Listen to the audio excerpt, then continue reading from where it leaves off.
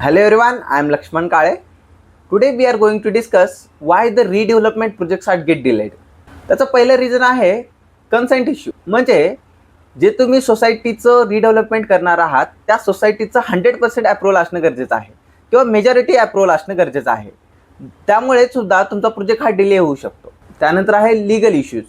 Legal इश्यूमध्ये लँडचं title जे आहे ते क्लिअर असलं पाहिजे किंवा त्या सोसायटीवरती ऑलरेडी जुनी केस जर असेल तर त्यावेळेस सुद्धा तुमचा प्रोजेक्ट हा डिले होऊ शकतो. त्यानंतर अप्रूव्हल डिलेज.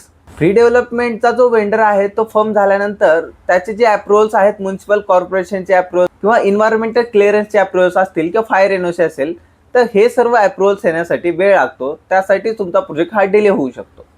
त्यानंतर आहे फायनान्शियल प्रॉब्लेम. आता फायनान्शियल प्रॉब्लेममध्ये ज्या कोणी तुम्ही बिल्डरला तुम्ही रिडेव्हलपमेंटसाठी दिलेला आहात त्याच्याकडे पुरेसा फंड आहे का नाही हे चेक केलं पाहिजे.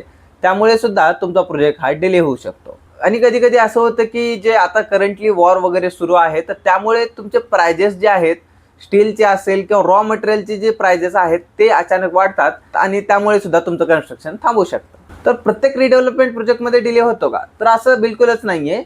जर प्रॉपर प्लॅनिंग आणि स्ट्रॅटेजी असेल तर रिडेव्हलपमेंट प्रोजेक्ट हे सक्सेसफुली कंप्लीट होतात. थँक्यू.